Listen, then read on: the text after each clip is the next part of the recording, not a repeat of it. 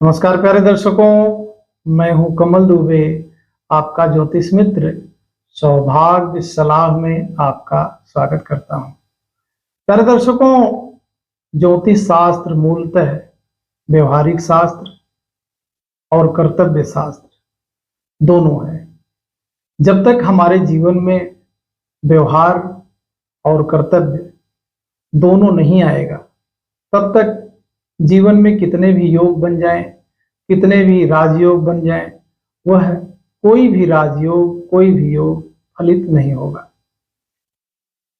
इस प्रश्न का उत्तर मैं आज आपको जरूर दूंगा। इस वीडियो में ध्यान से मेरी बातों को सुने और समझने का प्रयास करें। एक कहानी के माध्यम से इसका उत्तर मैं आपको देता हूं। बहुत समय पहले की बात है। एक महान राजा ने अपने राज्य के सभी ज्योतिषियों को बुलाया और उनसे एक प्रश्न किया कि आप सभी महान ज्योतिषियों को हमने इसलिए बुलाया है क्योंकि मेरे मन में एक प्रश्न है और इस प्रश्न का उत्तर आप सब मुझे जरूर दें। सभी ज्योतिषियों ने कहा कि राजन, अपने प्रश्न को आप कहें, आपके प्रश्न का उत्तर जरूर देंगे। राजा ने प्रश्न किया कि जब मेरा जन्म हुआ तो उस समय कई सारे जातकों का जन्म हुआ होगा। वही नक्षत्र, वही राशि, वही समय, लेकिन मैं राजा हूं और मेरे समान जो अन्य लोग जन्म लिए वह तो राजा नहीं है। तो इसका कारण क्या है?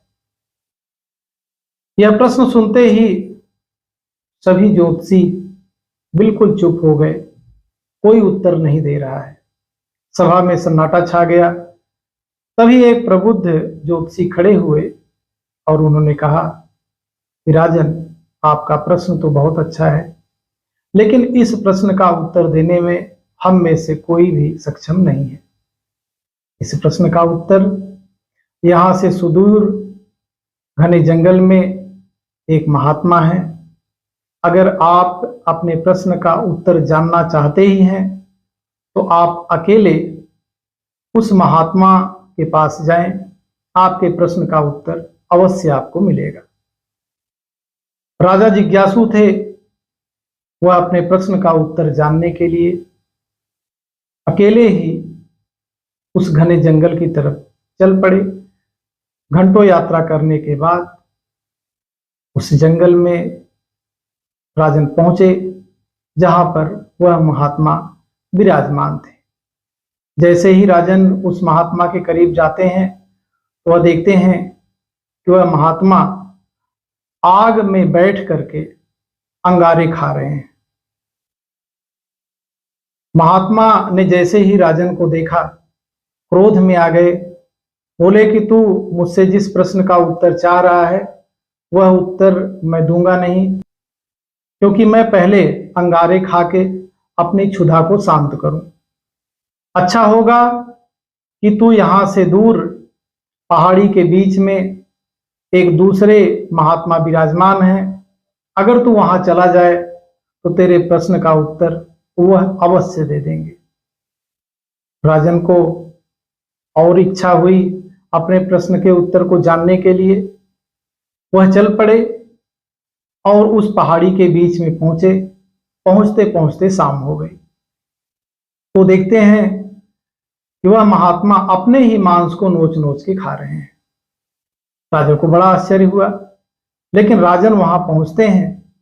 तभी वह महात्मा क्रोध में बोलते हैं कि तू जिस प्रश्न का उत्तर मुझसे जानने के लिए आया है उस प्रश्न का उत्तर मैं भी नहीं दूंगा। जा, इस पहाड़ी के पीछे आदिवासियों की बस्ती है।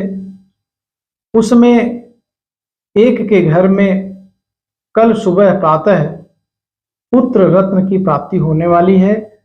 वही जो नन्हा बच्चा है वह तेरे प्रश्न का उत्तर देगा, लेकिन सूर्योदय से पहले ही पहुंच जाना, क्योंकि वह बच्चा मात्र 5 मिनट ही जिंदा रहने वाला है।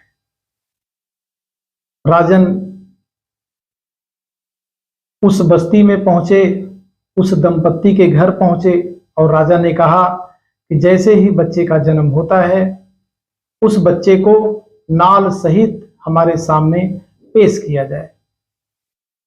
उस दंपत्ति के घर में पुत्र रत्न की प्राप्ति हुई।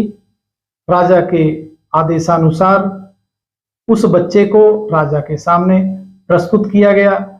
जैसे ही बच्चा राजा को देखता है, हंसने लगता है, बोलता है कि इस प्रश्न का उत्तर तो मैं जरूर दूंगा, लेकिन मेरे पास समय बहुत कम है। बच्चे ने कहा, राजन अपने उत्तर को सुनो, उत्तर देकर के ही मैं यहां से जाऊंगा। 7 जन्म पहले एक राजा के घर में 4 पुत्रों का जन्म होता है। चारों राजकुमार एक जंगल में शिकार खेलने के लिए जाते हैं। शिकार खेलते खेलते रास्ता भटक जाते हैं। 2 दिन तक भूखे प्यासे उनको रास्ता नहीं मिलता है।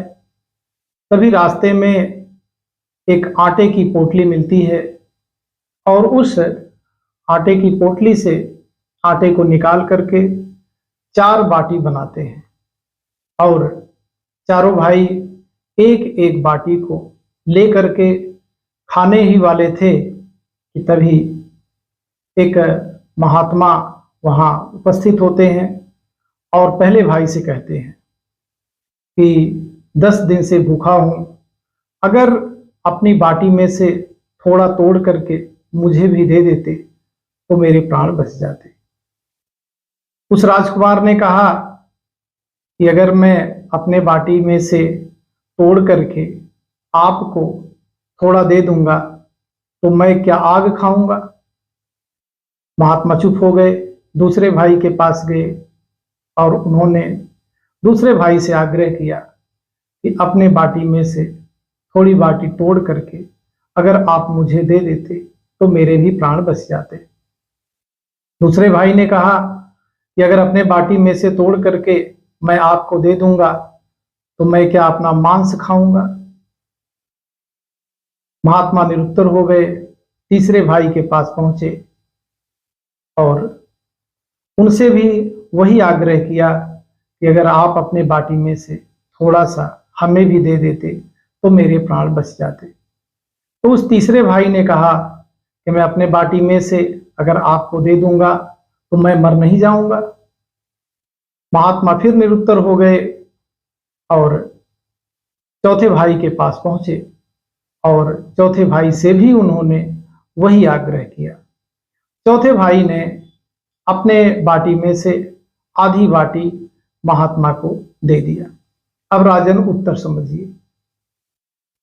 जो पहले भाई आपको जंगल में महात्मा के रूप में मिले, जो कि आग खा रहे थे, वह वही हैं जिन्होंने अपने व्यवहार से और अपने मर्यादा दोनों का पालन नहीं किया और आज वह आग खा रहे हैं।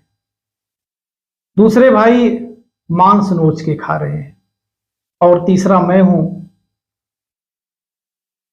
कि मैंने कहा था कि अगर मैं आपको अपने बाटी में से दे दूंगा तो मैं मर नहीं जाऊंगा। तो तीसरा मैं हूं और चौथे आप हैं। यह कह के बच्चा मर गया। तो प्यारे मित्रों, बात को अब आपको समझ में आई होगी। ज्योतिष शास्त्र के नियम, कानून, योग, दोष सब वही हैं। अब हमारा व्यवहार किस प्रकार का है, हमारे आपके कर्तव्य के ऊपर डिपेंड करता है कि हम कितने कर्तव्यनिष्ठ हैं, हम कितने व्यवहारिक हैं। फिर ऐसे ही एक महत्वपूर्ण वीडियो लेकर के आपके बीच में उपस्थित होंगे।